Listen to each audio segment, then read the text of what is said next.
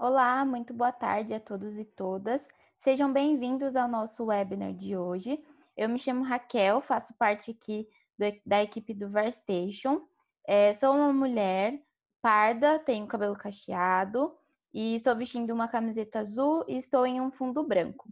E hoje eu quero apresentar também um pouquinho sobre o tema que nós vamos apresentar, que é a score de risco poligênico na população brasileira. Vamos falar um pouco sobre utilidade, requisitos e desafios. E também o palestrante convidado de hoje, que é o Guilherme Lopes Yamamoto. Ele possui graduação em Ciências Moleculares e Medicina pela USP, residência médica em Genética Médica, possui doutorado com tema Aplicabilidade Clínica da Técnica de Sequenciamento de Nova Geração, com enfoque no tema das displasias esqueléticas, no Instituto da Criança da USP, e atualmente ele é médico assistente na Unidade de Genética Clínica do ICHC da FMUSP também, e é coordenador de bioinformática do Centro de Pesquisa sobre o Genoma Humano e Células-Tronco da USP, coordenador de bioinformática do Laboratório de Newman da DASA, e tem realizado pós-doutorado na Boston Children's Hospital, associado à Harvard Medical School, na área também de displasias esqueléticas. Olá a todos, estão me ouvindo bem? Sim. Tá bom. Então, acho que só. Então, meu nome é Guilherme Yamamoto, tá? Agradeço a apresentação. Só um comentário que entre o ano passado e agora acabei de terminar o pós-doutorado, então estou definitivamente no Brasil de volta. Espero que por bastante tempo tá fazendo colaboração com o pessoal lá do exterior. Então, eu sou Guilherme, eu sou um médico geneticista, tenho 39 anos, tá? Eu sou mestiço de japonês com europeu, então sou meio a meio. Embora tenha uma cara bem de japonês, eu sou mestiço, tá? E terminando a apresentação, eu estou usando então uma camisa xadrez cinza, mais ou menos cinza com preta, e no fundo tem um laboratório e particularmente um sequenciador, tá, que consegue fazer sequenciamento de genoma completo, mas só porque eu estou aqui no laboratório. Então, eu vou começar a compartilhar a minha tela. Eu vou compartilhar o desktop inteiro. Se eu quiser tentar ir para alguma coisa, a gente achar que vale a pena ir para o Explorer ou abrir algum site, tá, para mostrar para vocês. E hoje eu queria, eu acho que é importante assim, eu queria falar que eu resolvi fazer uma apresentação que seja um pouco mais de diálogo, tá? Então, ela não está muito bonita, ela está bem crua, vamos dizer, não crua em termos de conteúdo, aliás, o conteúdo é bem denso, mas ela não é uma apresentação muito de imagens, é mais para um público acadêmico, tá bom? Então, se tiver alguém aqui que não é da área de biologia, saúde, etc., eu peço um pouco de desculpas, né?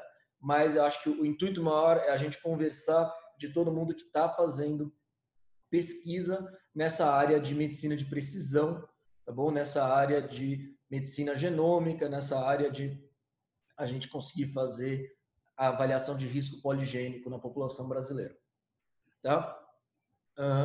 Os meus conflitos de interesse já são os que estão no slide, então eu trabalho nesses três lugares, no HC, lá no laboratório da USP com a professora Rita e Maiana, no HC com a doutora Débora e a professora Chong, e aqui na Diniu Andasa, tá, com o pessoal do laboratório. Eu já tive contato com o Varstation antes também, tá bom?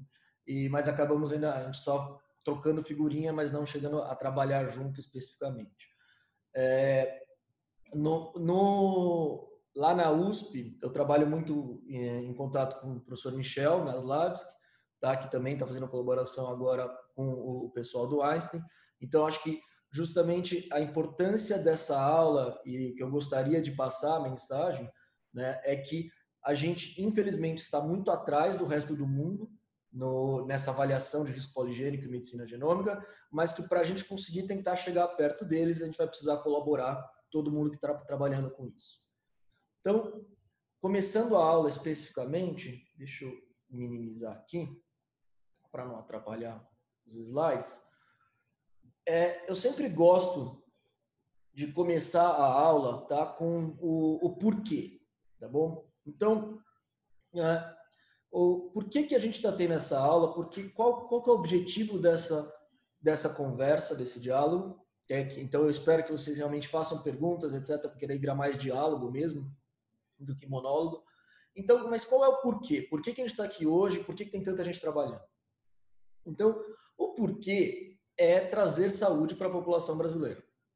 Tá? Esse definitivamente, todo dia que eu tenho uma decisão difícil, né, que tem alguma coisa que a gente precisa pensar, que os dois lados podem ser bons, ou que a gente vai precisar deixar de fazer alguma coisa para priorizar outra, eu acho que toda vez que eu realmente tenho uma decisão bem difícil, o que eu paro para pensar é o que vai trazer mais saúde para a população brasileira. E às vezes, infelizmente, a gente acaba se perdendo em alguns, né, partes burocráticas, ou às vezes até na carreira acadêmica, tem o porquê acaba sendo muito mais a ter publicação, né? E aí, às vezes, a gente acaba deixando de ver esse objetivo final, que tinha que ser trazer saúde para a população brasileira. Tá? Então, para eu trazer saúde para a população brasileira, eu preciso indiretamente saber como evitar doenças ou como tratar doenças. Tá? Então, o objetivo dessa aula é a gente trazer saúde para a população brasileira e, portanto, de que maneira? Evitando doenças. Tá? E, por muito tempo, a gente soube predizer, e mais, tratar não tanto, mas predizer e evitar doenças monogênicas. Tá? Infelizmente, no SUS não tanto, porque não tem fertilização in vitro para todo mundo, mas as doenças monogênicas, que são aquelas doenças que são causadas por uma única variante em geral, né? Uma única mutação. E a partir de agora, sempre que eu falar variante, entendam que é uma mutação no genoma. Tá? Por uma única variante, em que a complexidade genética é baixa, e essa única variante tem muitas vezes penetrância completa, então a minha capacidade de predizer a doença é perfeita. Tá? A heredabilidade é de 100%, porque se eu tenho a variante, eu tenho a doença, se eu não tenho a variante, eu não tenho, né? No caso das dominantes, por exemplo. Tá bom? A heredabilidade mesmo na recessiva ela é 100%, porque se eu comparo os gêmeos monozigóticos com os gêmeos dizigóticos, os monozigóticos sempre vão ser idênticos quanto ao fenótipo, porque eles sempre vão ter os dois alelos mutados. E os dizigóticos vão ser parcialmente concordantes, porque eles não compartilham sempre os mesmos alelos. Tá? Então, para as doenças monogênicas que têm penetrância completa, baixa complexidade no genoma, esse a gente já sabia predizer. Tá? Então, é esse pedaço verde aqui desse gráfico. Né? O problema é que as doenças de monogênicas, elas acometem mais ou menos 1% da população, pessoas estando em risco chega a mais ou menos 3, 4% da população. Tá? Então, elas são raras, mas não tanto, mas ao mesmo tempo eu não consigo aplicar os testes genéticos que eu tenho para doenças raras por uma quantidade grande da minha população e trazer saúde para a população brasileira como um todo. Tá? Então, o que eu queria? Eu queria conseguir também predizer quais são os riscos e quem vai ter e conseguir fazer prevenção, diagnóstico precoce, mudança de hábitos de vida, etc., introdução de uma medicação específica, nas situações em que eu tenho as doenças complexas. Tá? E as doenças complexas, elas estão num espectro diferente das monogênicas. Elas têm menor herdabilidade e, na maioria das vezes, elas são complexas. A gente vai falar um pouco mais sobre isso e a gente vai insistir nos primeiros 15 minutos da aula o que é essa diferença entre variantes raras de alto impacto e variantes comuns de baixo impacto. Tá? E aí, obviamente, existem algumas doenças cuja herdabilidade é muito baixa. Tá? Então, por exemplo, Covid-19, a herdabilidade que a gente sabe é baixa. Ou você entra em contato com o coronavírus ou você não vai desenvolver a doença. Não tem como você desenvolver a doença porque você nasceu com um grupo de genes específico. Tá? Se você não tiver o contato com doenças infecciosas, você não vai ter a doença. Mas mesmo nessa situação, a gente sabe que existem alelos de risco e alelos de proteção, tá? Que pode até que ser não, a gente sabe que o coronavírus não é puramente uma doença genética, uma doença ambiental, tá? Eu tenho componentes genéticos que podem me deixar imunes ao coronavírus. Então, na verdade, eu tenho essa junção de ambiente com genética, tá? É multifatorial, mas tem essa junção das duas coisas, mesmo nas doenças com quase nenhuma heredabilidade, mesmo nas doenças que para você ter o fenótipo você precisa entrar em contato com alguma coisa do ambiente. E aí, uma coisa que eu acho importante, tá, é este conceito de herdabilidade. Se a gente não tiver o conceito de herdabilidade, a gente não consegue chegar em nenhuma discussão daqui para frente, sobre predição de risco genético, tá bom? Então, herdabilidade vem de vários tipos de estudo, mas principalmente estudos de gêmeos, né? Essa concordância entre gêmeos monozigóticos ou dizigóticos. E a herdabilidade, ela é uma estimativa de quantos por cento do fenótipo é devido a fatores genéticos.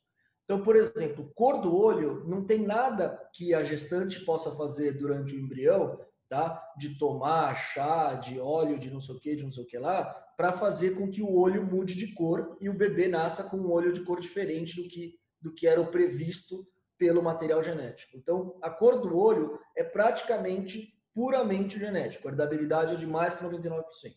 Isso não significa que eu tenho só um gene, tá? Ou uma mutação dando o olho azul. Eu posso ter um conjunto de genes que são associados com pigmentação, tá? Mas não tem nada ambiental que eu possa fazer se esse conjunto de genes já foi pré-determinado, aquela criança vai ter um olho, quer seja escuro, quer seja claro ou misto, né? Quer seja azul, verde ou marrom. E aí, os outros fenótipos, tá? Que estão aqui, e aqui estão como fenótipos, então pode ser traços ou doenças, né? Aqui nessa tabela não significa que tudo que está aqui a gente considera doença, tá? Mas esses outros fenótipos, esses outros traços, existem algumas coisas que têm mais herdabilidade. Então, por exemplo, quando eu falo de diabetes, eu vou perguntar qual diabetes você está falando. Se for diabetes tipo 1, tem uma herdabilidade de 88%. Isso é extremamente alto. Não tem muita coisa que eu possa fazer na infância daquela criança para evitar que ela vá ter diabetes tipo 1. Tá? Quando eu falo de diabetes tipo 2, a herdabilidade é de 26%. Tá? Então, a herdabilidade é relativamente baixa, né? Mesmo embora eu saiba que a maioria das vezes, quando eu pergunto, sua família tem diabetes? E se a família tem diabetes, a chance dos primos, dos netos terem diabetes aumenta muito. Tá? Então, a gente sabe que mesmo com herdabilidades baixas, muitas vezes esses traços segregam nas famílias. Tá? Então, eles são familiares. Entre outras coisas, porque as famílias compartilham o ambiente, né? As famílias herdam, e aí tem que fazer a diferença do que a gente está chamando de herdabilidade, que é o conceito genético, de herança, de você receber dos pais alguma coisa, as famílias herdam também comportamento. Tá? Então, por exemplo, uma das coisas que você herda sempre, que eu comento com os residentes, é a capacidade de comer sushi com ohashis, comer comida japonesa com pauzinho. Tá? Então, se o seu pai sabe comer, quase todo mundo, quase todos os filhos sabem comer, tá bom? E aí é mais do que 50% dos filhos, é muito mais que dominante. Então, minha mãe não sabia comer, meu pai sabia comer, tanto eu quanto minha irmã sabemos comer com hash, tá? E isso, então, é uma herança, mas isso é uma herança ambiental, né? Não está no gene do meu pai por ele ser descendente de japoneses, não está no gene lá dizendo que ele vai conseguir saber comer com o hash. Tá? Isso ele ensinou. Então, existem coisas que são passadas adiante pelo ambiente, existem coisas que são passadas adiante pelo DNA. Tá? E o que é importante, então, da gente entender essas heredabilidades? Porque as doenças que têm alta heredabilidade, eu poderia ter alta predição genética. Okay? Então, isso é o que a gente queria fazer. Isso é o objetivo da gente conseguir tratar melhor a população brasileira. E aí, ok. E aí, então, existiu durante décadas uma grande briga na comunidade científica, tá? E qual era essa grande briga? A grande briga era o seguinte: o fenótipo de humano e de qualquer animal, na verdade, qualquer ser vivo que não seja vírus, mesmo os vírus têm variantes também, mas qualquer ser vivo que passa adiante, né, que tem taxa de mutação e que tenta passar adiante o seu material, etc., etc., como uma forma de informação, e o fenótipo desses seres vivos, eles são mais influenciados por variantes raras ou por variantes comuns, tá? E isso sempre foi uma briga, e o pessoal das variantes raras dizia que o problema das variantes raras é que cada pessoa vai ser de um jeito, então como a gente ainda não sequenciou a população humana inteira, a gente não encontrou todas as possibilidades de variante rara que existem na população. O pessoal da variante comum falava que não, que são as variantes comuns que causam os fenótipos, principalmente as doenças comuns, tá? E que as variantes raras, elas só têm impacto na hora de doença monogênica, Então tinha uma briga muito grande, principalmente do pessoal que era mais de genética médica e gostava das coisas raras, e contra o pessoal que era mais de genética populacional, né, e gostava das coisas comuns, tá? Então eu recomendo vocês lerem essa revisão aqui, tá bom, da Nature, porque ela comenta sobre o que não é, na verdade, nem tanto um, nem tanto o outro, ok? E uma coisa importante que eu vou falar só en passant aqui, é que as variantes raras e as variantes comuns, elas são determinadas, a frequência da variante, ela é determinada por seleção natural, tá? Então, se eu tenho uma variante que é muito prejudicial ao indivíduo, que é prejudicial a uma população, ela, de uma maneira geral, aquele indivíduo se reproduz menos, né? E por ele se reproduzir menos, você vai diminuindo a frequência daquela variante ou você mantém aquela variante numa frequência baixa. Então não tem nada que cause uma doença muito grave, uma incapacidade reprodutiva muito alta, tá? Que seja de alta frequência, porque isso levaria a população, metade daquela população morrer, e aí você redistribui a frequência e você rapidamente estabelece um novo equilíbrio de Hardy-Weinberg e tem, em geral, essas variantes que causam problema, né, as mutações novas que causam falta de reprodução ou doença, tá, com baixa frequência. Enquanto que as variantes comuns, elas têm baixo impacto. Tá? Então, na maioria das vezes, eu tenho variantes raras de alto impacto e variantes comuns de baixo impacto. Agora, o problema, que é o que fala esse artigo que a gente vai começar a olhar, nada impede que eu tenha variantes raras também de baixo impacto. Tá? Então, a seleção natural só me garante que eu não vou ter variantes comuns de alto impacto, mas nada impede que eu não tenha qualquer coisa que seja tanto rara quanto comum para baixo impacto ou raro para alto impacto. E aí, então, foi com isso que, até mais ou menos 2017, 2018, existia ainda essa briga. E o porquê que existia a maior parte dessa briga? Porque é o seguinte, então, pensando em um fenótipo, tá bom? Que tenha 100% ambiental, que a gente já comentou que praticamente não existe. Esse fenótipo não tem variantes, então não tem nenhuma variante aqui, nem de alto, nem de baixo, nem frequente, nem comum, nem rara, tá? 100% do meu fenótipo é uma predição ambiental. Então, tem vários fenótipos que podem ser assim, e eu posso prever, então eu posso falar, qual é o risco de alguém pegar coronavírus? Depende, ele fica andando de transporte público, não anda, usa máscara, não usa, está num bairro que está com bastante gente, não está. Eu posso fazer uma escala de predição, tá? Para poder tentar fazer ações de saúde focadas naquilo. Mas e no caso que eu tenho uma doença monogênica aqui com algumas poucas variantes graves? Nesse caso, a gente também sabia fazer, ele tinha um risco, uma predição 100% genética, tá?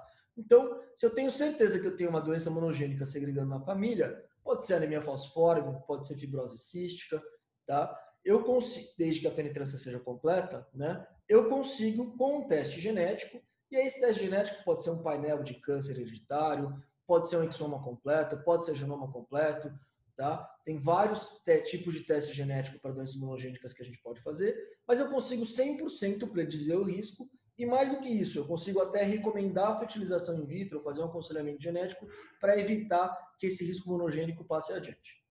O problema é que a maioria das minhas doenças, né, 95% ou mais dos nossos pacientes e das doenças do sistema de saúde como um todo, não tem doenças monogênicas. Né? Eles não estão preocupados com uma única mutação causar um fenótipo.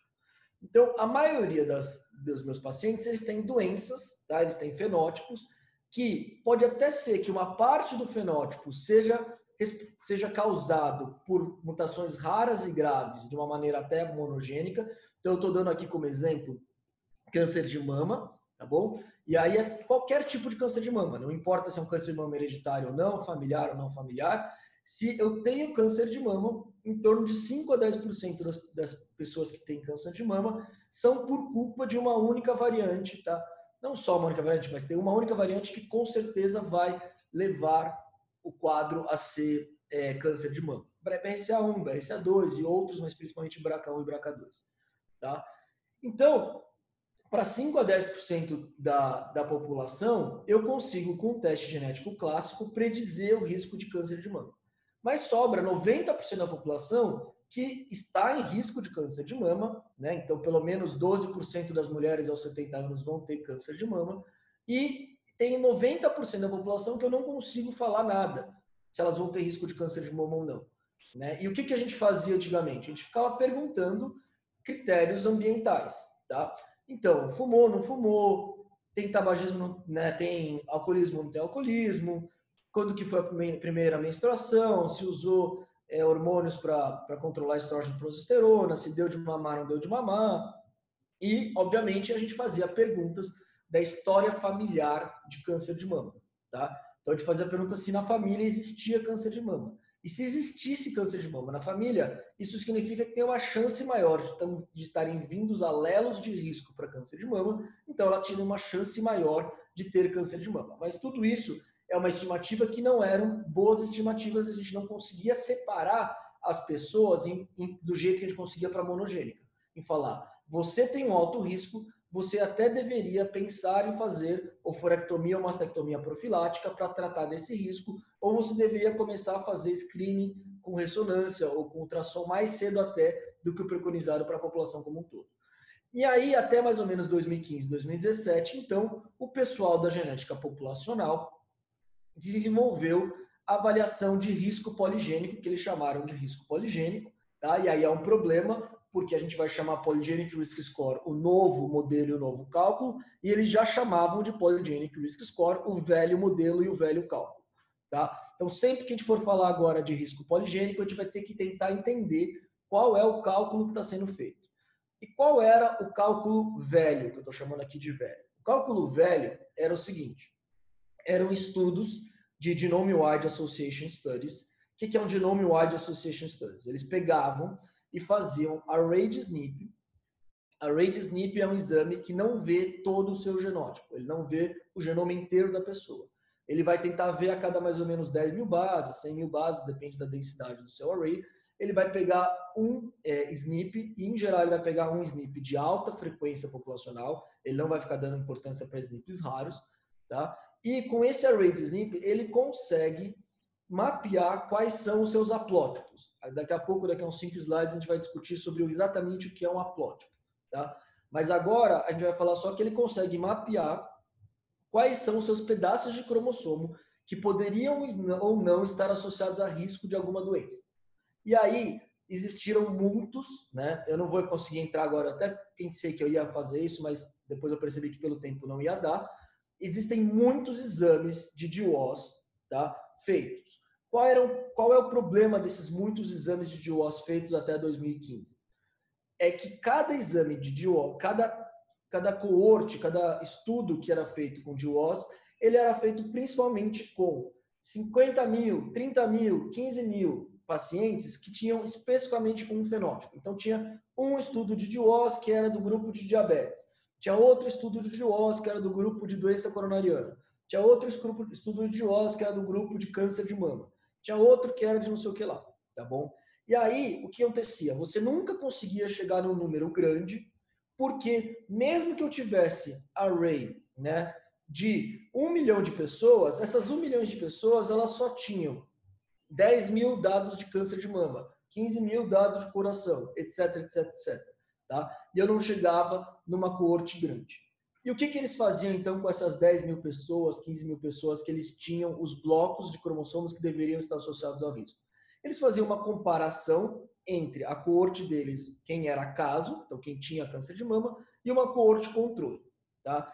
E o que eles mostraram ao longo dos anos é que eles começaram, quanto mais pessoas tinha na coorte, quanto mais casos eles tinham, mais eles conseguiam identificar regiões que estavam mais frequentes no grupo caso do que no grupo controle. Então eles conseguiram mapear regiões, eles conseguiram atribuir risco, né? Então eles conseguiram atribuir um odds ratio, uma razão de chance entre caso e controle, para alguns SNPs que estavam em alguns cromossomos comparado com alguns fenótipos. E aí, o que eles faziam eles pegavam e somavam todos esses SNPs. Então, para câncer de mama, eu tenho 80 SNPs, eu tenho 80 lugares, eu tenho 80 loci, eu tenho 80 pedaços de cromossomo que já foram sabidamente associados a estar mais frequente no grupo caso câncer de mama em relação àqueles controles. E aí eu pegava um paciente, eu pegava pessoas da população e somava quanto desses 80 eles tinham. Eu podia até dar um peso, falar, aquele que está sempre muito mais discrepante, que tem um odds ratio maior entre casos e controles, eu vou dar um peso maior. E aqueles que estão só um pouco aumentados nos casos e não tanto, um pouco diminuído nos controles, eu vou dar um peso menor. Tá? Mas quando eu fazia essa soma de 80 SNPs conhecidos para câncer de mama, eu encontrava apenas 16% da herdabilidade de câncer de mama. Ou seja, se a gente supuser que nessa minha população inteira, tá? 27% é genético, porque 27% de câncer de mama o câncer de mama tem herdabilidade de 27%. Eu tirei isso aqui daqui, ó, dessa coluna aqui, uma estimativa de que câncer de mama teria 27% de herdabilidade, tá? Então, eu teria que chegar a uma somatória do que é monogênico mais o que é visto por variantes comuns do risco poligênico de OS de 27%, tá bom? E eu não chego em 27%, eu chego em no máximo 13%. Então, está faltando aqui para os 27%, estão faltando pelo menos metade, estão faltando pelo menos 14% de herdabilidade que eu não encontro. Tá? Que eu não consigo falar quais são as variantes, eu não consigo falar nem que são as raras, nem que são as comuns. Quais são as variantes que estão responsáveis por essa missing heritability, que foi chamada, tá bom? Essa herdabilidade faltante, que eu sei que tem componente genético pelo estudo dos gêmeos, mas que eu não consigo encontrar nem quando eu faço o teste de variantes raras, nem quando eu faço o teste de haplótipos cromossômicos comuns, tá? E aí, então, obviamente, eu tenho até aqui 73% que vai continuar sendo azul, que é a parte ambiental, se você fumou, não fumou, se você tem exposição a estrogênio ou não, tá? Mas essa herdabilidade faltante a gente queria tentar encontrar de alguma maneira. E aí, a partir mais ou menos então de 2017, 2018, tá? E aí esse artigo aqui eu recomendo que todo mundo que ainda não leu, leia. É o artigo de um cardiologista lá da Harvard, que é o Kathleen Rezan, junto com outro cardiologista, que é o primeiro autor, que é o Amit Kira, tá? E eles foram os caras que realmente conseguiram dar um pulo nessa missing heritability, que por anos a fio a gente não conseguia aumentar, tá? E como que eles deram o pulo dessa missing heritability? Infelizmente ainda não encontrou tudo, tá? E não encontrou tudo porque a quantidade de população ainda não é o quanto a gente gostaria. Eles fizeram um cálculo novo. Tá? E esse cálculo novo eu vou passar alguns 2 slides para vocês entenderem um pouco melhor o que é esse cálculo, mas na prática eles se aproveitaram de 2 coisas principais. Além de todo o conhecimento que já existia, tá? Eles se aproveitaram de 2 coisas principais. A primeira coisa é, vamos usar inteligência artificial, agora que a gente tem maior poder de computação, vamos usar inteligência artificial para melhorar esse nosso cálculo de risco. E a segunda coisa que eles usaram foi a Inglaterra, de uma maneira extremamente benevolente, liberou os dados de mais de 300 mil ingleses do UK Biobank. Tá? Então, os caras lá de Harvard, dos Estados Unidos, não conseguiram avançar com os dados americanos, porque os dados americanos não são compartilhados entre instituições, não tem um prontuário eletrônico que é unificado no país todo. Tá?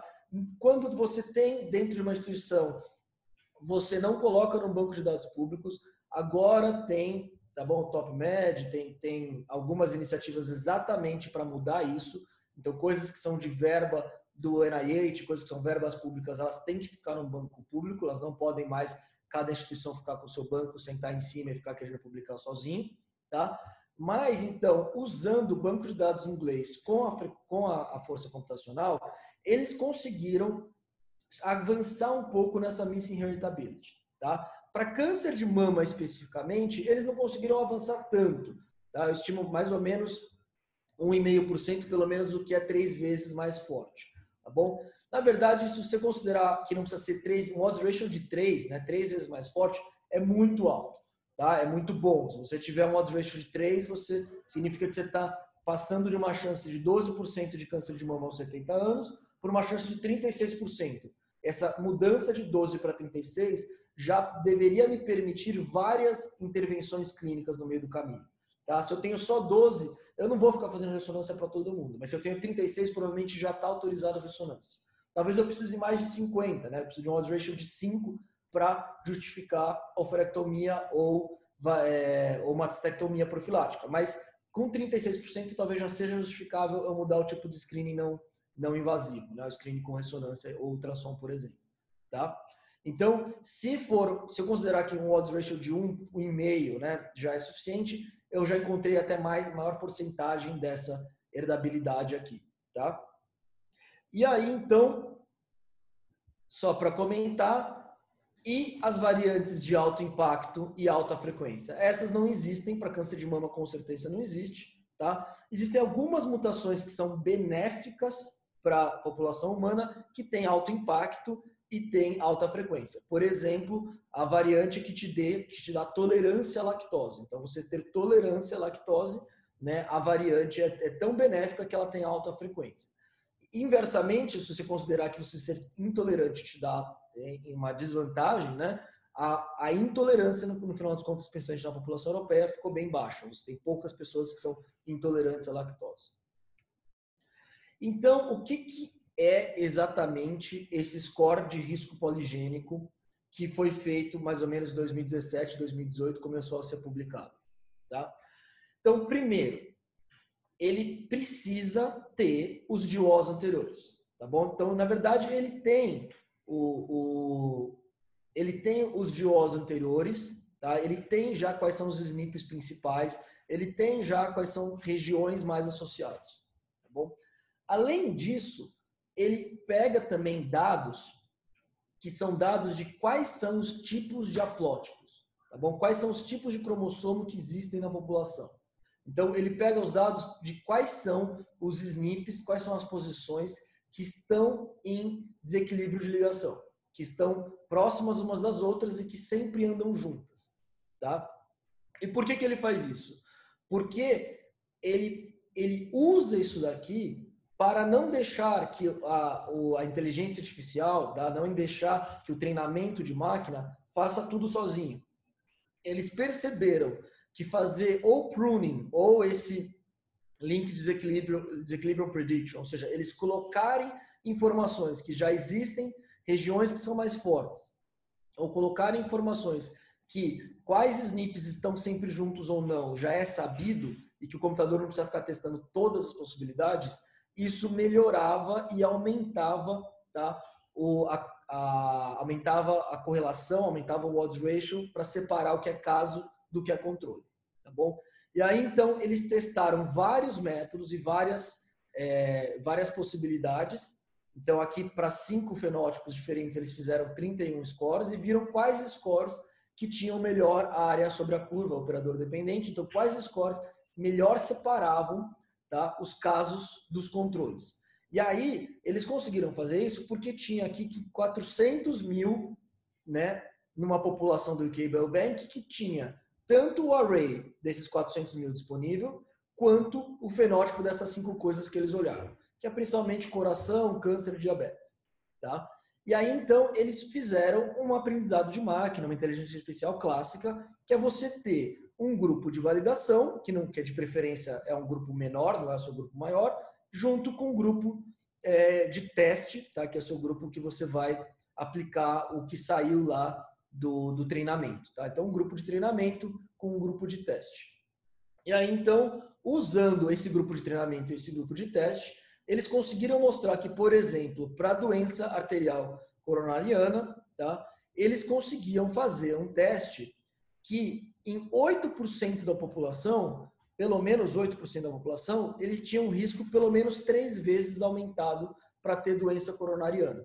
Tá? Então, obviamente, ainda não é uma curva perfeita, tá? Eu não consigo ter certeza absoluta de todas as coisas, mas ele mostrou que para as caudas da curva, ou seja, para mais ou menos 8% superior e 8% inferior, eu conseguiria separar muito bem quem tem risco muito aumentado ou muito reduzido.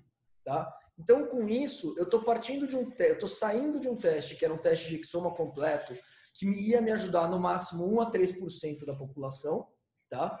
Para um teste em que eu consigo ajudar pelo menos aqui 8 a 16% da população. Porque, na verdade, eu ajudo também quem está na cauda inferior, né? Eu ajudo quem está com menos risco. Então, por exemplo, em um caso de câncer de mama familiar, se eu faço BRCA1, BRCA2, eu posso encontrar 5 a 10%. No familiar chega a 20, 25%, desculpa. 5 a 10% do total de câncer de mama, dos familiares, 5 a 10%, 25% mais ou menos podem ser BRCA1, BRCA2 ou algum daqueles genes praticamente monogênicos. Só que 75% das pessoas ainda saíam com resultado negativo, que você não sabe se você realmente tem um alto risco por alelos menos raros, tá? Ou se você tem um baixo risco. Você não sabe se você deveria fazer uma mastectomia, uma oophorectomia, ou se você não deveria. E aí, então, com esse novo polygenic risk score calculado com inteligência artificial, você começou a poder ajudar um pouco mais das pessoas que teriam um risco devido aos alelos não raros e de alta intensidade, mas devido àqueles alelos menos raros, mais comuns, de moderada a baixa intensidade. Tá? Então, aqui, com certeza, o que ele mostra é que, pela primeira vez, um estudo poligênico chegou em um odds ratio equivalente a um odds ratio de doença monogênica. Então, se eu tenho BRCA1, eu tenho um odds ratio de 5, tá? Eu pulo de 12% para 60 a 70% de chance de câncer de mama aos 70 anos, se eu tenho uma variante BRCA1. Eles mostraram que tem um pedaço final da curva para câncer de mama, que também tem um odds ratio de 5, que seria equivalente a ter uma variante BRCA1, mesmo não tendo nenhuma variante conhecida em BRCA1 ou BRCA2. Tá bom? E aí, então,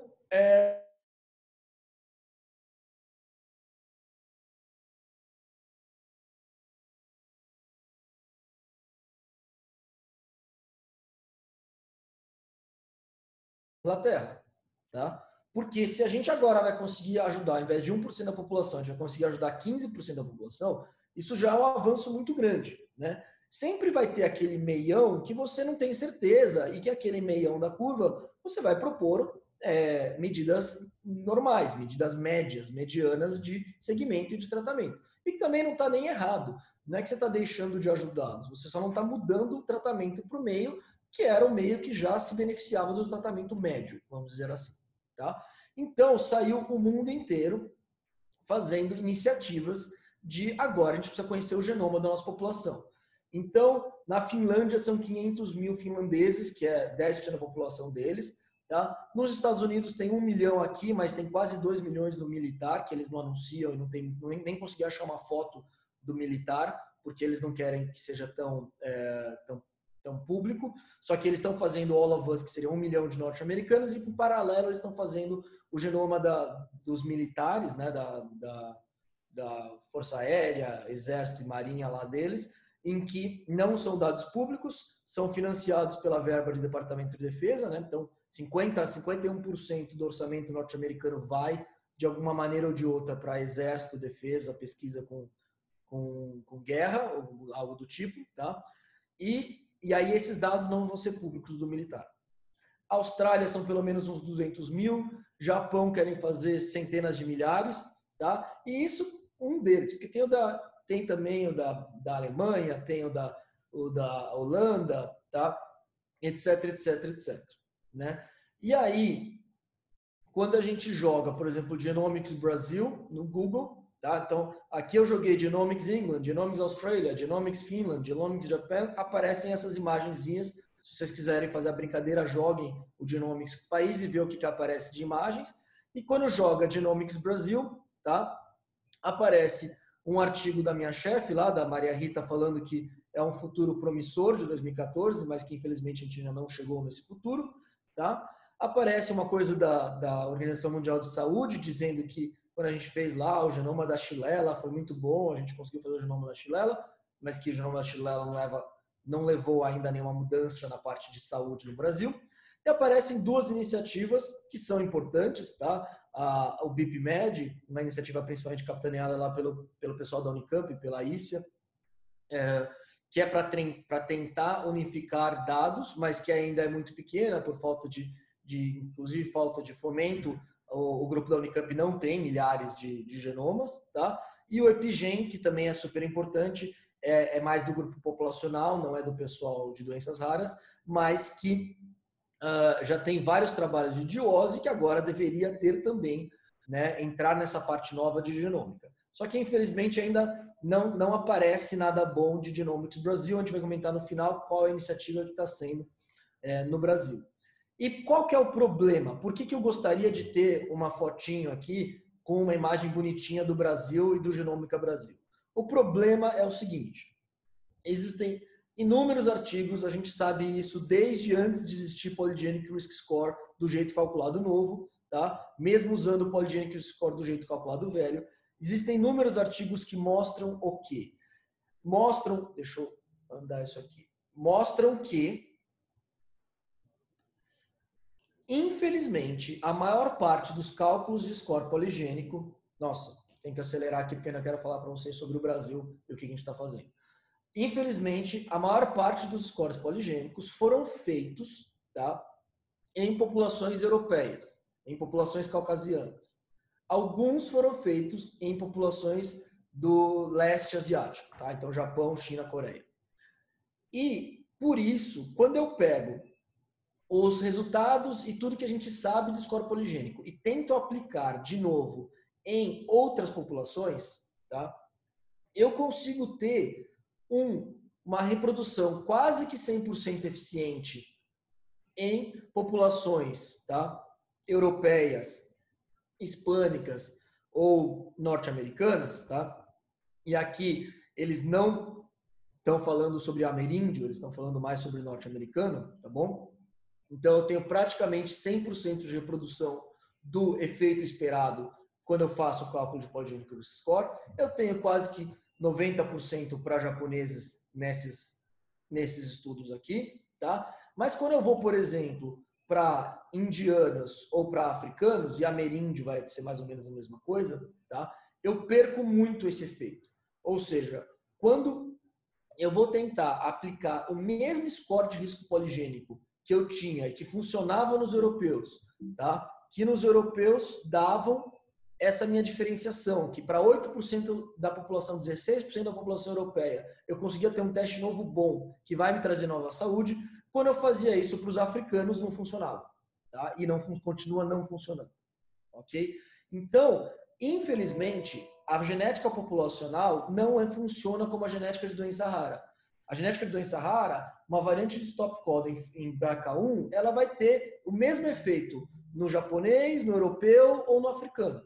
Tá? Eu não tenho problema de analisar o exoma, não tenho tanto problema de eu saber qual é a ancestralidade, qual é o contexto, qual é o background haplotípico daquela pessoa.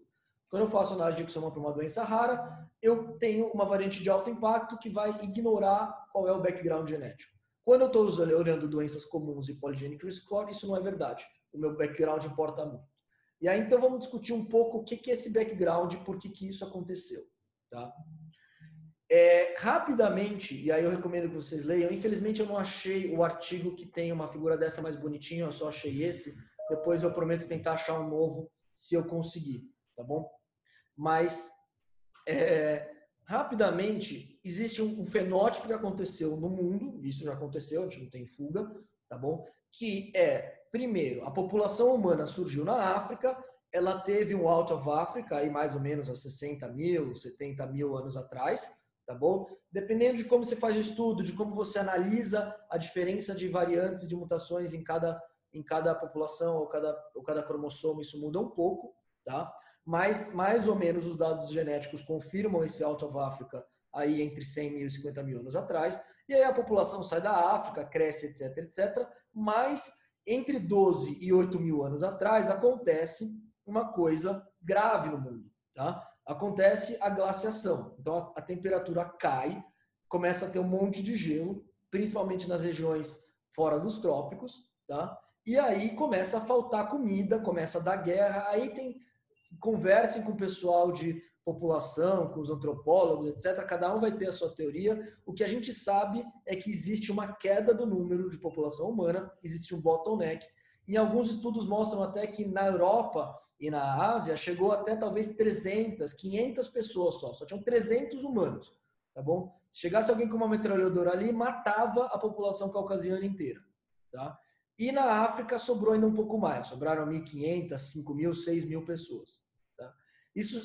Para que eu estou falando isso? Isso importa, que é o seguinte, principalmente na África, um pouco de Oriente Médio, a gente tem muito maior variabilidade. A gente parte de uma população que tinha 6.000 ancestrais com diferentes tipos de cromossomo para fazer as misturas e ter os haplótipos. Então, eu tenho blocos haplotípicos que são de menor tamanho, comparado com as populações que sofreram mais bottleneck, que sofreram maior diminuição de tamanho, que são a europeia, a asiática e a ameríndia. Tá? Então, a ameríndia porque os índios não moravam todos no trópico ainda, não tinha dado tempo de ter um crescimento populacional de ameríndio nos trópicos. Eles ainda estavam vindo ali pelo Estreito de Bering, né, um ou outro por barca no Pacífico, sabe lá, mas era uma quantidade muito pequena de população há 8.000 anos atrás. Tá? E aí, então, a gente tem no europeu ameríndio e asiáticos, haplótipos que são de maior tamanho. Tá? A gente tem menor variabilidade haplotípica. E o que isso importa? Por que isso corresponde à minha análise de risco poligênico? Tá? Então, aqui é uma imagem linda que eu fiz, tá bom? Agora, semana retrasada, para os residentes. E o que essa imagem linda está querendo mostrar? Está querendo mostrar o seguinte. Tá? Quando eu estou fazendo um estudo de GWAS e eu estou tentando atribuir que tem uma região que dá risco para uma doença, tá? Eu estou usando SNPs comuns para identificar regiões de risco. Então, por exemplo, aqui, eu suponho que eu tenha 10 tipos de cromossomos, tá bom? E desses 10 tipos de cromossomos, eu tenho metade, eu tenho 6 aqui que tem um SNP, e eu tenho outros 5 que não tem esse SNP, tá? E aí, eu mostro que se eu pego 1.000 pessoas, tá? Então, tem 600 que tem esse aqui e tem 400, tem 500, 1.100 pessoas. Tem 500 que tem o outro tipo, tá? Eu vejo que a maioria das pessoas que tem câncer de mama carregam este SNP aqui, tá? Então, eu vou olhar lá e nas pessoas que têm câncer de mama, eu tenho 100 que tiveram câncer de mama. 90 carregam, 90 não, 30 carregam esse daqui, 30, não, pera, eu tenho que fazer as contas aqui. Se ele era 60%, ele está aumentado de 100, 70, 80 carregam esse daqui, tá? E 20, 30 não carregam. Enquanto quando eu olho os controles, tá? Os 900 controles, ao invés de eu ter 6 para 5, não, eu tenho 55% que tem, eu não tem nada, e 55% que tem também. Ou seja, não é que porque eu tenho o SNP comum que eu vou ter câncer de mama, mas eu tenho um desbalanço entre o SNP comum e o câncer, e ter ou não ter câncer de mama. E aí, por que acontece esse desbalanço e o que está acontecendo e quais são as duas coisas que o grupo lá da genética populacional no Broad falou que é a principal coisa que tem que ser feita nesses próximos 5 anos. O que acontece é o seguinte, na maioria das vezes, o SNP que você enxergou no seu array, ele é só um SNP que está em desequilíbrio de ligação com algum outro SNP que realmente é causal. Então, por exemplo, no exemplo de intolerância à lactose, existe um SNP que está no meio do gene de lactase, mas que não causa nada. Ele só está em desequilíbrio de ligação com o SNP verdadeiro, que está na região promotora da lactase. Tá? Então, nesse caso aqui que eu estou dando de exemplo, o SNP causal para câncer de mama era esse aqui. Tá? E que ele não necessariamente precisa ser uma coisa rara. Esse aqui está em 8% da população, está em 1 de 11. Tá? E não necessariamente ele precisa ter penetrância completa. Tá bom? Mas o problema é que quando eu fiz o array, eu não achei esse cara aqui. Eu achei esse cara e falei, existe um certo desequilíbrio. Então, a primeira coisa que a gente quer fazer é que tenha fine mapping, ou seja, que eu consiga achar quais são exatamente os SNPs que estão sendo causais. Tá? Quais são aqueles que realmente, do ponto de vista biológico, aumentam o risco para aquele fenótipo que eu estou fazendo. Não é fácil fazer isso. E o problema é que o SNP causal para uma população pode não ser o SNP causal para outra população. Tá? Então, se eu chegar nos SNPs causais, eu volto a poder fazer um genoma completo e fazer a somatória dos SNPs causais, independentemente do background. Vai demorar muito para a gente fazer fine mapping de tudo, mas quanto mais a gente tiver, quanto melhor for o nosso mapeamento fino, melhor eu posso aplicar genoma completo para todo mundo. Tá? E a segunda coisa que eles falaram a gente precisa aumentar a diversidade das populações feitas por GWAS. A gente precisa aumentar a quantidade de array e de genoma que a gente tem no mundo de diferentes populações, porque aí eu posso começar a fazer comparação se aquele mesmo exemplo que acontece numa população acontece na outra. Ou seja, se o haplótipo marcado por esse SNP que é mais comum, ele é válido mesmo em todas as populações. E a gente já viu que ele não é, tá bom?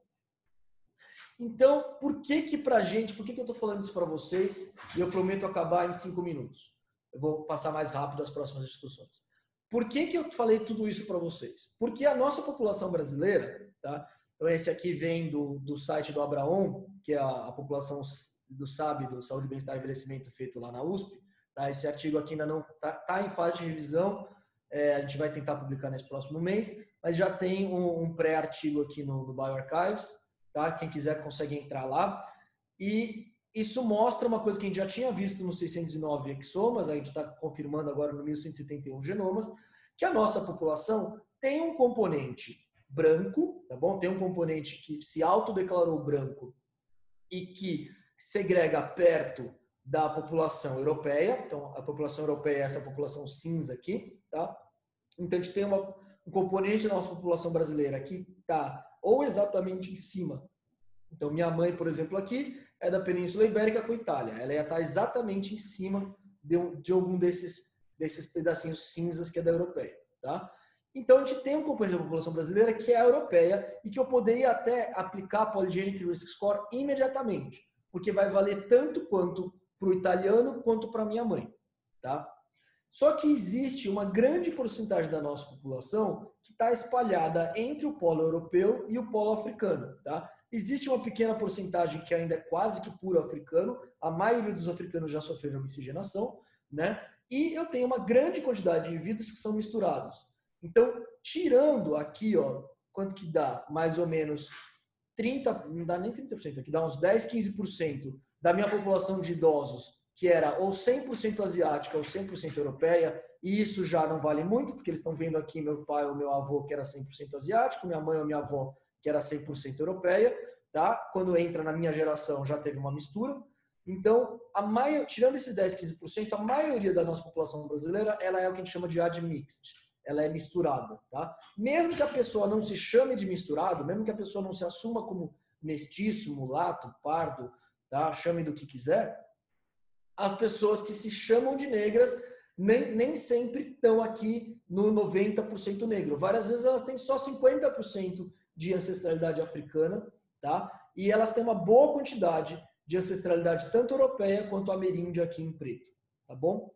Enquanto que os que se chamam de pardo vai de qualquer coisa, tanto gente que tem quase 100% ancestralidade africana com quase 100% ancestralidade europeia, e interessantemente os que se chamam de branco, tem gente que é mais que 50% não ancestralidade europeia, mesmo se chamando de branco, porque obviamente se chamar de branco tem muito mais a ver com o fenótipo de pigmentação de pele, e o fenótipo de pigmentação de pele não segrega junto com toda a sua ancestralidade, tá?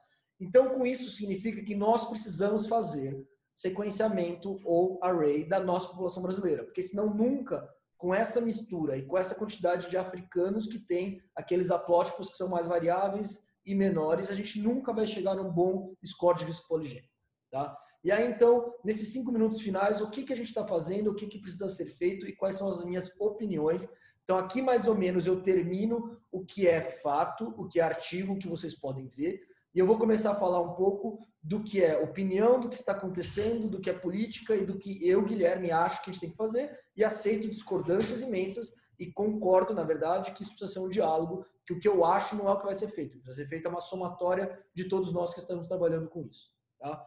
Então, quais cortes brasileiras estão sendo estudadas e qual é a iniciativa? Como eu já mostrei para vocês, a gente tem várias pequenas cortes, tá? A gente tem o ELSA, que são os hospitais públicos universitários, com mais de 15 mil pacientes, tá? de coorte com fenótipo. A gente tem o SAB, que tem mais de 2 mil idosos da população de São Paulo. A gente tem o EpiGen, a gente tem BIPMED e Mamicamp, tá? A gente tem vários pequenos de várias pessoas que eu não vou conseguir falar nomes nenhum, né? O problema é que essas todas populações estavam sendo estudadas individualizadas. E a gente ainda não conseguiu agrupar tudo isso num banco só, numa coisa só, tá? E aí, o que aconteceu agora no ano passado, retrasado, é que várias pessoas começaram a falar com o Ministério. Então, várias pessoas do Einstein, várias pessoas da USP, várias pessoas da DASA, várias pessoas de outros estados também, para falar, nós precisamos ter um projeto de genômica brasileiro. E aí, então, o Ministério falou, em 14 de outubro, que existe o Programa Genomas do Brasil, tá bom? Então, foi criado para fazer 100 mil genomas completos de brasileiros. Já existiram algumas reuniões e algumas conversas.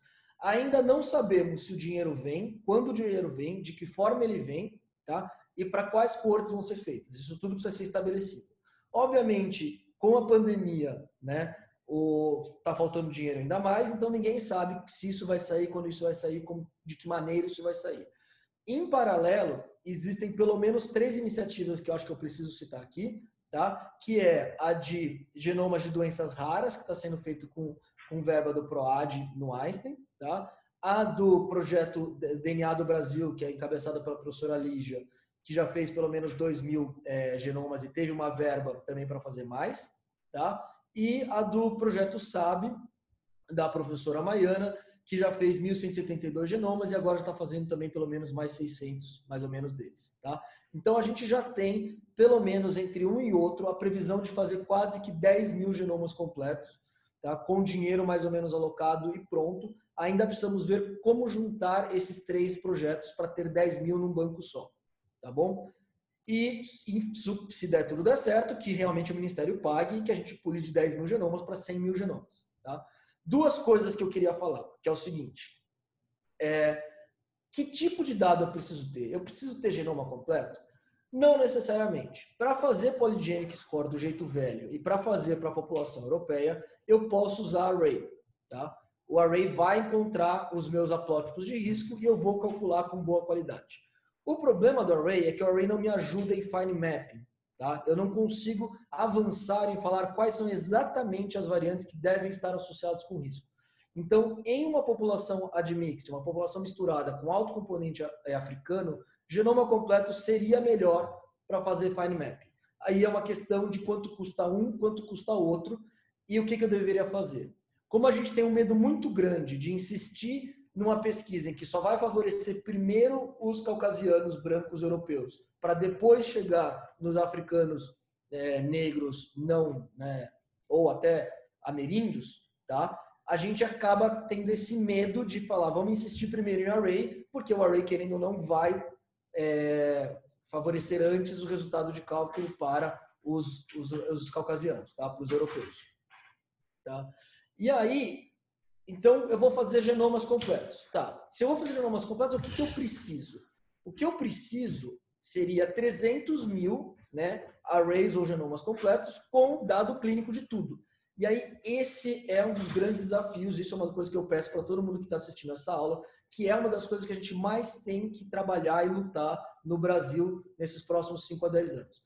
A gente precisa conseguir ter dados de bancos de dados fenotípicos, prontuário eletrônico das pessoas, tá? Unificados, padronizados e com acesso para as pesquisas de uma maneira segura e anonimizada, desidentificada. Tá bom? Se eu não tiver o dado clínico que aquela pessoa teve infarto ou não teve infarto, teve câncer ou não teve câncer, não adianta nada eu ter 100 mil genomas, porque eu não consigo fazer o burden, eu não consigo fazer a comparação de quais são os dados genéticos que estão mais agregados em quem teve câncer, frente a quem não teve câncer. Tá? E aí, teoricamente, para chegar num bom polygenic risk score, eu preciso dos 400 mil. Eu sei que são 400 mil porque tinha estudos de 50 mil, estudos de 100 mil de DIOS que não chegavam no bom polygenic risk score e só chegou quando a UK Biobank soltou esses 300, 400 mil. Então, todos os países estão mirando em 300, 400, 500, 1 milhão de pessoas. Nenhum país está mirando em 100 mil. Tá? Então, a gente deveria mirar em 300, 400, 500 mil pessoas. Obviamente, a gente não tem esse dinheiro. Então, uma coisa que a gente quer tentar fazer é ajustar uma coisa já feita. Então, usar a coorte japonesa, usar a coorte indiana, usar a coorte europeia, usar as coisas que agora eles estão investindo na África para tentar ajustar o nosso. Quanto que a gente precisa para ajustar o nosso? Não sei, ninguém sabe. Tá? Esse número não existe. A gente estima que talvez, com uns 10 mil bem fenotipados e etc., sabendo a ancestralidade deles, a gente comece a conseguir fazer ajustes para pelo menos ter um resultado um pouco melhor para os que não são europeus e caucasianos. Ok? E aí, com isso, eu termino, tá? Dizendo que as nossas principais dificuldades aqui vão ser genotipar? Sim, vai ser genotipar. Mas genotipar a gente sabe. Genotipar a gente tem os sequenciadores. Genotipar a gente tem conseguido alocar dinheiro, quer seja iniciativas públicas ou privadas, tá? Para fazer genótipos de pelo menos dezenas de milhares e tenho confiança de que em alguns anos a gente vai chegar em centenas de milhares. O problema é que não vai adiantar nada se a gente genotipar e a gente não agregar, primeiro, se a gente cada um genotipar em 5 instituições diferentes e as instituições não se conversam, porque eu não chego nunca em 200 mil, eu vou ter só 5 vezes 40 mil, tá? Que não é suficiente. E não vai adiantar nada se a gente não fizer um modelo semelhante ao inglês, de que a gente tem que ter dados fenotípicos de boa qualidade agregados a esses dados genotípicos. Tá? Então, a gente vai ter que lidar em plataformas que não só compartilhem dados genéticos, mas que compartilhem e que agreguem dados fenotípicos. E isso é um problema, isso é um perigo, porque eu não quero que vaze para o seguro de saúde falando, olha, eu sei que esses são os 2% que têm alto risco de infartar ou alto risco de ter câncer nos próximos 5 anos. Porque, obviamente, o seguro de saúde trabalha com uma tabela de risco e que ele quer cobrar mais de quem tem mais risco ou até nem deixar na carteira de segurados dele quem tem mais risco. Tá? Então, se isso vaza, se de uma ou duas pessoas vazam e eles são prejudicados, vai ser um revés imenso para os estudos genéticos, tá bom? De que a gente não conseguiu ter a segurança de garantir que os pesquisados, né, os pacientes do estudo estavam protegidos contra ações ruins para a vida dele ou para a saúde dele. Quer seja de saúde, quer seja até ações legais, né, de você ir caçar gente que cometeu crime com o banco de dados genéticos de parentes, que é uma coisa que está acontecendo lá nos Estados Unidos no FBI. Então, por isso eu peço desculpas que eu passei um pouquinho dos 45 minutos e abro, por favor, para as discussões. Muito obrigada pela excelente apresentação. Obrigada também a todos que ficaram aqui até o final. Agora a gente vai abrir para o nosso tempo de perguntas e respostas. Eu gostaria de passar a palavra para o Murilo, CEO aqui do Verstation. Ele quer trazer alguns comentários também, algumas dúvidas que ele teve ao longo da apresentação. Pode falar, Murilo. Boa tarde, Guilherme. Primeiramente, eu quero te agradecer aí pela excelente aula. Acho que foi muito produtiva. É um tema que está muito quente, né? E eu queria colocar aqui te endereçar 3 perguntas, né, para ouvir um pouco a sua opinião. A primeira delas, eu quero saber o quanto que você acha que o PRS ele está associado ao risco do desenvolvimento de doenças, né, ou até mesmo dos fatores de riscos, independente dos fatores de riscos tradicionais, né? E a segunda, qual o aumento real que você acredita que o PRS tem no poder preditivo sobre os fatores de riscos tradicionais que a gente já utiliza no dia a dia? E a terceira, para finalizar, considerando os modelos atuais, né, de cálculo do Polygenic Risk Score, o que causa a diferença nesses scores de risco poligênico entre as diferentes populações, né? E qual o impacto das variantes falso positivo e dos kits de sequenciamento nesses cálculos? Então vamos lá, eu vou tentar lembrar todas as perguntas, senão você vai me ajudando, tá bom? Então, a primeira pergunta, eu acho que eu vou tentar responder a primeira e a segunda mais ou menos junto, tá? Então, a pergunta é o seguinte, quanto que o risco poligênico vê a mais do que o resto já via, né? E aí, acho que isso realmente depende da herdabilidade, então vai ser de caso a caso, vai ser fenótipo a fenótipo, tá? Então, os fenótipos que eu estou mais esperançoso e que realmente acho que vai ter uma aplicação mais rápida são cardiológico, cardiovasculares e câncer. Tá bom? Eu vou explicar por quê. Então, o risco poligênico funciona para esquizofrenia? Funciona, porque tem alta heredabilidade. Tá? Funciona para diabetes? Na diabetes tipo 1, tipo 2 não funciona tão bem, porque tem alta heredabilidade. Então, o que o risco poligênico vê coisa que não via antes? E a resposta é sim. Principalmente nas coisas que tinha baixo componente monogênico.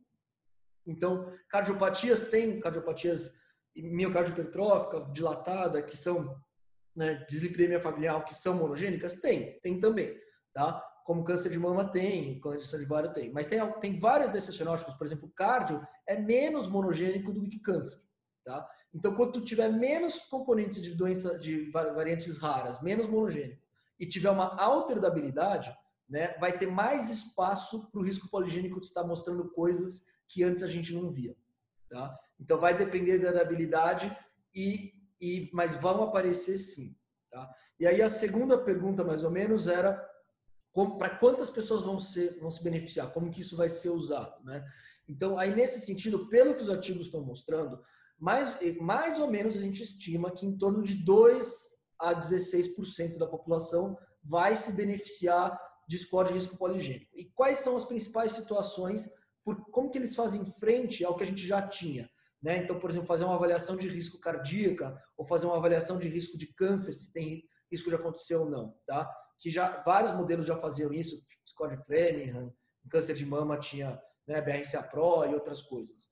O que vai acontecer é que a gente vai acoplar o risco poligênico naqueles casos em que os scores anteriores ficaram duvidosos ou não deram uma resposta boa.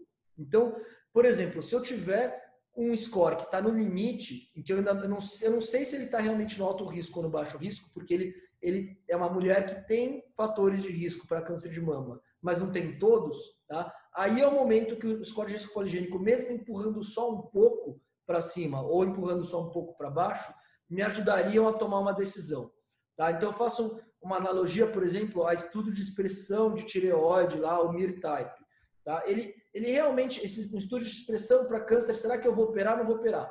Ele não é que ele vai falar todos os casos se vai operar ou não vai operar, mas ele é muito eficiente naqueles casos que estão no meio do caminho, tá? Então, grau 3, não é nem grau 1, nem grau 5, que estão no meio do caminho, que você está na dúvida, será que é benigno, será que é maligno, vale a pena mesmo tirar? E aí você fazendo, nesse caso, um estudo de expressão que tem um risco aumentado de ser maligno, você vai para o lado de cima e se vier o risco diminuído, você fala, não vou operar, vou ser um tratamento conservador. Aqui vai acontecer a mesma coisa, a gente vai começar a usar esse empurrão, mesmo que ele não seja um empurrão tão forte, mesmo que ele não consiga ver 100% do fenótipo, a gente vai começar a usar esse empurrão para separar principalmente aqueles casos que estavam em cima do muro, que você estava quase fazendo uma medida invasiva, mas ainda estava com medo de fazer. Aí, você pode repetir, por favor, a pergunta 3 e 4? Na realidade, ela é uma só que está consolidada dividida em duas partes, né? Que é considerando os modelos atuais de cálculo do PRS, o que causa as principais diferenças nos scores poligênicos entre as diferentes populações. Como os falsos positivos atrapalham isso? Isso, falso positivo e kit, né? Tá, isso. Então, as principais diferenças do risco poligênico hoje, na verdade, é aquilo que eu falei sobre o fine mapping. A principal diferença é que os haplótipos europeus que estão associados a risco, eles são grandes, tá? E você consegue rastrear esses haplótipos europeus com SNPs, que são frequentes na população europeia, tá bom? E isso não corresponde, esse bloco não corresponde ao fator de risco real do africano, por exemplo. Então, pode até ser que ali dentro eu tenha um gene que é o responsável pelo fator de risco cardiovascular. Então, eu tenho um gene que faz piorar a miócito, tá?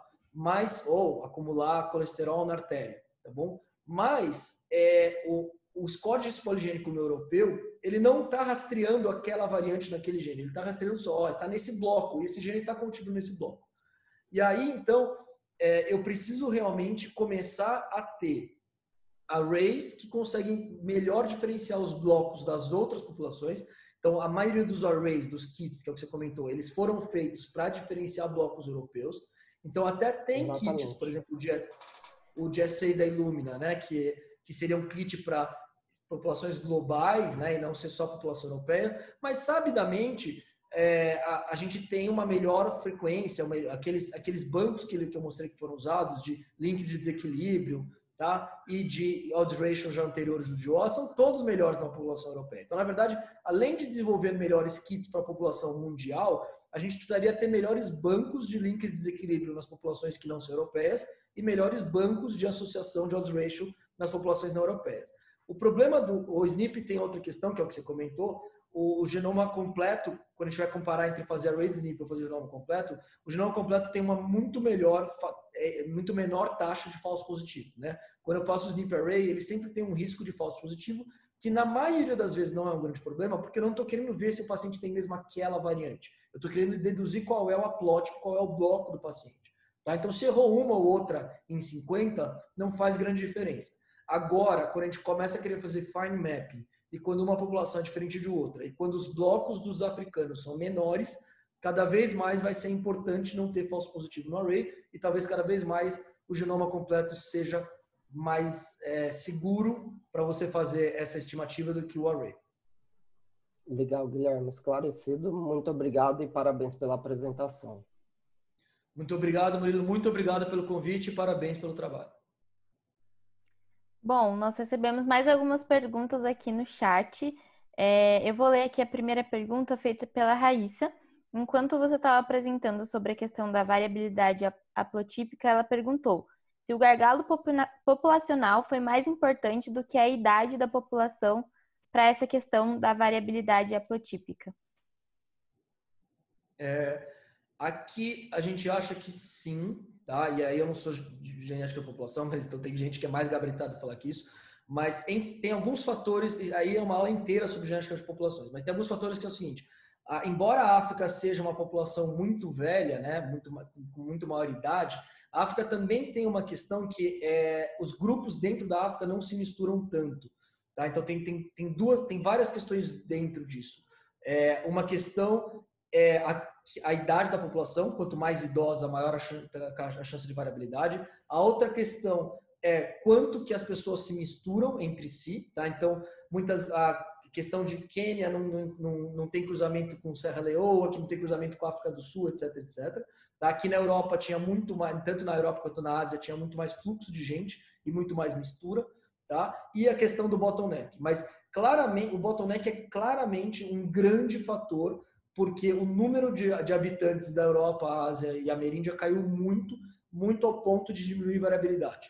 Tá? Então, acho que é um dos grandes importantes. Mas que você tem razão, existem outras coisas que aumentam ou diminuem o tamanho do bloco haplotípico e a variabilidade. O importante, eu acho que a conclusão é que nos africanos, o bloco haplotípico é menor, isso é um fato. Tá? Mesmo que a gente fique discutindo do porquê ele é menor, isso é um fato. E isso dificulta muito a gente fazer esse rastreamento de quais são os blocos associados com quais doenças. Eu vi uma outra pergunta aqui, posso responder ou você quer seguir uma ordem? Claro, na verdade eu estou seguindo a ordem das perguntas que vieram ao longo da apresentação. A Luana, ela perguntou também, ela perguntou assim, quer dizer que é recomendado fazer um GWAS antes do score poligênico? Então, sim, é uma ótima pergunta, né? O melhor, querendo ou não, a gente precisa fazer alguns ajustes, tanto de link de desequilíbrio quanto de força de variantes, de odds ratio, que vem de um GWAS, né? Então, o que eu faço antes? Eu faço antes o ovo, eu faço antes a galinha, tá? A verdade é que isso no Brasil, né, como a gente já está mais ou menos atrasado, vamos dizer assim, isso vai acontecer em paralelo. Tá? Então, quando a gente conseguir chegar em 100 mil pessoas genotipadas com fenótipo, a gente vai fazer as duas coisas. A gente vai revalidar quais seriam os loss de alta força da população brasileira, então a gente vai refazer um GWAS, tá? E aí a gente vai calcular o nosso PRS com essas revalidações, usando também as informações dos outros, mas usando as nossas revalidações, tá bom? Então, de uma certa maneira, sim, mas a gente não precisa necessariamente falar, não, para tudo, não vale a pena já fazer PRS, vamos primeiro fazer o velho. Não, a gente pode fazer os dois ao mesmo tempo. Muito obrigada pela resposta. Tivemos mais uma dúvida da Kátia. Ela perguntou, qual o grau de cobertura de um sequenciamento utilizável? Para risco poligênico, pode ser bem baixo, né? Eu não precisaria nem fazer os 30x, 40x de genoma completo que eu quero para ter garantia de mutação de ponto, etc. Acho que é aquela mesma coisa que eu falei. Para fazer fine mapping, para garantir que aquela é a variante causal, eu quero ter uma cobertura de 30x. Tá? Mas, teoricamente, para fazer só análise populacional, eu poderia até ter uma cobertura de 5 a 10x, que eu começaria a pegar quais são os SNPs em cada posição. Ninguém provavelmente vai fazer isso. Tá? Ninguém vai fazer genoma completo de baixa cobertura para ver só posições, porque vai todo mundo querer matar todos os coelhos com uma cajadada só. e fazer tanto a avaliação de doença rara quanto a avaliação de doença comum. Não tem por que eu deixar de ver os 1 a 2% de risco de câncer que eu consigo ver com variante rara, se eu já posso ver junto. Tá? Não tem por que eu ajudar 6% da população e não 7%. Tá? Mesmo que seja só 1% a mais, eu poderia fazer. Tá bom? E tem um comentário aqui, tem vários testes na clínica que a gente faz que não vão ajudar nem 5% da população. Tá? Na hora que eu faço um teste de FAM para anticorpo de lúpus, 95% das vezes o teste vai vir normal. Tá? Vai ser uma minoria que realmente vai ter uma doença autoimune, que vai ter um FAM aumentado e que aí eu vou tomar alguma medida. Então, embora 7% pareça um número baixo, na prática a gente usa vários exames na prática clínica que 95% vão ter resultado negativo que não vai me ajudar a fazer nada. Tá? 7% não é, 7% de eu ter algo diferente a fazer não é um número tão baixo assim. Obrigada pela excelente resposta. Vamos finalizando aqui. Então, a gente tem mais 3 perguntas, na realidade. Daí, se você quiser, doutor Guilherme, você pode escolher uma delas para responder. Que seria essa... De todas rapidinho. Você pode ser todas, então. Vamos tentar. A primeira que veio é a da Gerda Cristal. Ela perguntou, na sua opinião, o que precisamos fazer para ter um projeto similar ao UK Biobank? Tá. Então, fala todas as perguntas que eu tento responder tudo junto. Tá. E a outra pergunta também é da Fabiana. Ela gostaria de saber se hoje teríamos condições de fazer um PRS para a nossa população ou precisamos avançar nos bancos de dados primeiro. E a outra pergunta é se a inteligência artificial ainda será uma ferramenta-chave para o PRS em populações não europeias. Tá, dá para responder as 3 rapidinho juntas. A Inglaterra tem uma vantagem muito grande, eles têm menos mistura, tá? Então, se você pegar os imigrantes lá na Inglaterra, os que mal cidadão não são, eles não têm representação, eles não entraram muito no NHS, eles não entraram no UK Biobank, tá? E eles têm uma pequena fração de não europeus do UK Biobank que realmente não funciona bem o cálculo, tá? Isso eles já mostraram. Então, mas a maior parte da população europeia, ela é não misturada, tá? Então, estou dando esse background para responder um pouco as 3 coisas. Então, sim, quer dizer, não, a gente não consegue fazer PRS da nossa população agora, exceto aqueles 15 a 30% que são 100% europeus / 100% asiáticos, tá?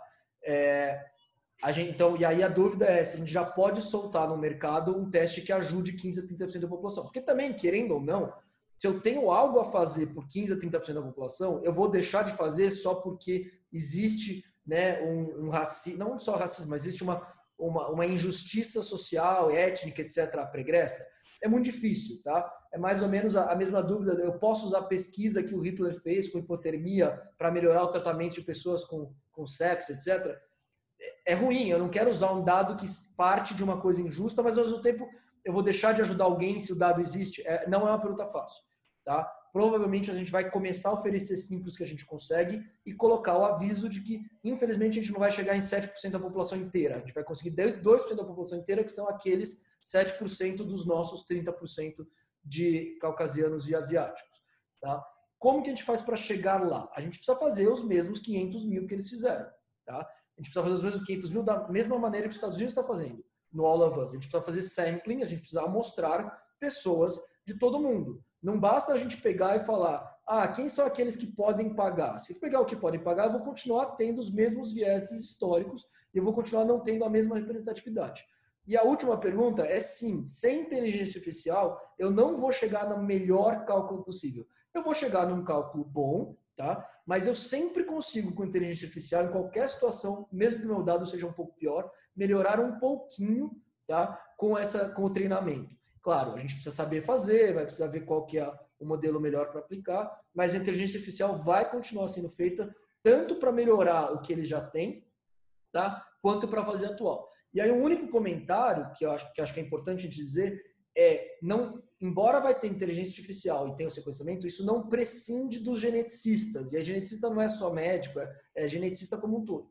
Porque o ajuste com desequilíbrio de ligação, eu falar, eu quero dar um peso maior, eu conseguir fazer uma ancestralidade local, ou seja, eu aplico para um bloco qual seria a ancestralidade daquele bloco e aí eu ajusto esse bloco para o PRS que já existe daquela ancestralidade.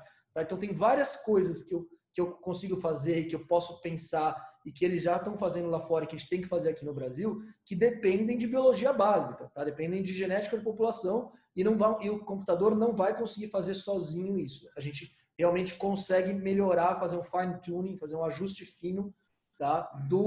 Da inteligência artificial com genética básica, com entendimento de genética de população, tá? De como que anda a variante associada a fenótipo na nossa população. Agradeço muito, acho que a gente já estourou o tempo, né? Tá? Tiveram eu vi algumas perguntas no site sobre DTC, né? Sobre Direct Consumer Tests, tá bom?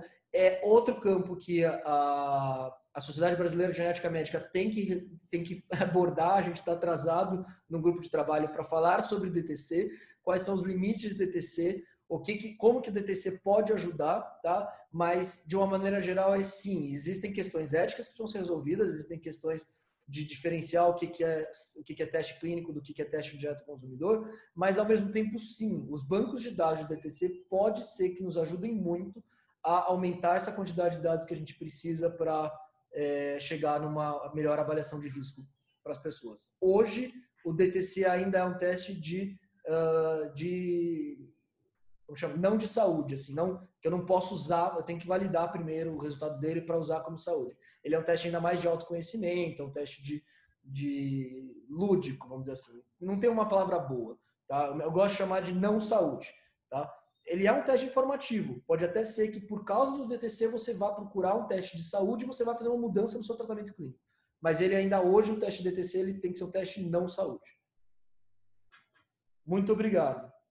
Muito obrigada, doutor Guilherme, pela excelente aula. Todos aqui gostaram muito, o pessoal está interagindo aqui no chat e realmente foi uma excelente aula. Nós temos a agradecer e por ter topado esse convite de estar aqui conosco e com certeza foi muito proveitoso para cada um que esteve aqui. Muito obrigada, doutor Guilherme. Muito obrigado, eu que agradeço. E com certeza vou assistir a próxima aula que tem tudo a ver com o que a gente estava falando hoje. Com certeza.